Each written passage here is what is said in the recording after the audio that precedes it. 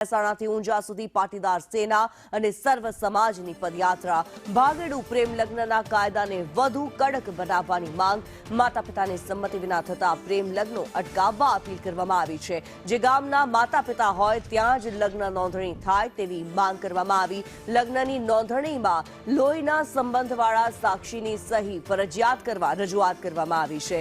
સરકારે કાયદા અંગે કરેલી પહેલને આગેવાનોએ આવકારી, જો કે કાયદામાં રહેલી છટકબારીઓ दूर કરીને તેને વધુ મજબૂત બનાવવા માંગ કરવામાં આવી છે। મુખ્ય 4 માંગણીઓ નહીં સંતોષાય તો જન સમર્થન રેલીઓ ચાલુ રાખવાની ચીમકી ઉચ્ચારવામાં આવી છે।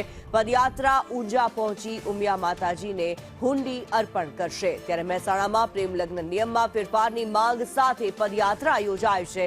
કાયદામાં ફેરફારની માંગ સાથે મહેસાણાથી ઊંઝા સુધી આ પદયાત્રા ભાગેડુ પ્રેમ લગ્ન નોંધણીના કાયદામાં સુધારા માટે માંગ કરવામાં આવી છે।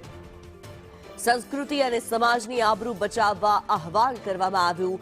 મોઢેરા રોડ પરથી પદયાત્રા ઊંઝા તરફ પ્રસ્થાન થશે।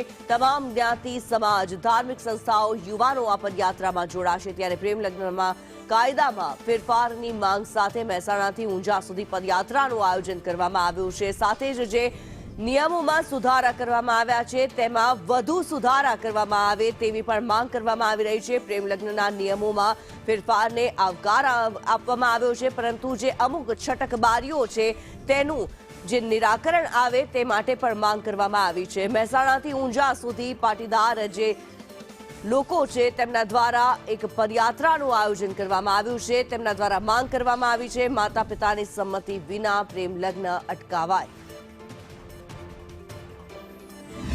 મહેસાણા હંમેશા આંદોલનનું એપીસેન્ટર રહ્યું છે અને મહેસાણાથી અનેક આંદોલનના રણસિંગા ફૂંકાયા છે અને અનેક આંદોલનો સક્સેસ પણ થયા છે। ત્યારે આજે મહેસાણાથી વધુ એક આંદોલનની ચીમકી સાથે એસપીજી દ્વારા જે પ્રકારે એક મુહિમ ચલાવવામાં આવી હતી કે ભાગેડુ પ્રેમલગ્ન જે છે તેમાં નિયમોમાં ફેરફાર કરવામાં આવે, ત્યારે આજે એક યાત્રા જે છે સર્વ સમાજ દ્વારા નીકળવામાં આવી રહી છે।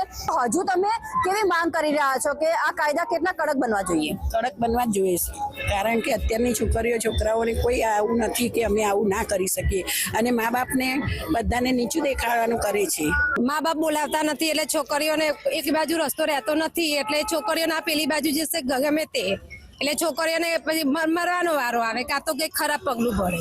સરકાર જે છે તેના તમામ નિયમો જે છે તેના ઉપર પણ જે પ્રકારે કડકમાં કડક નિયમો બનાવે તેવી માંગ સાથે આજે એક પદયાત્રા યોજાઈ રહી છે અને પદયાત્રા ઊંઝા ઉમિયામાં સુધી પહોંચશે।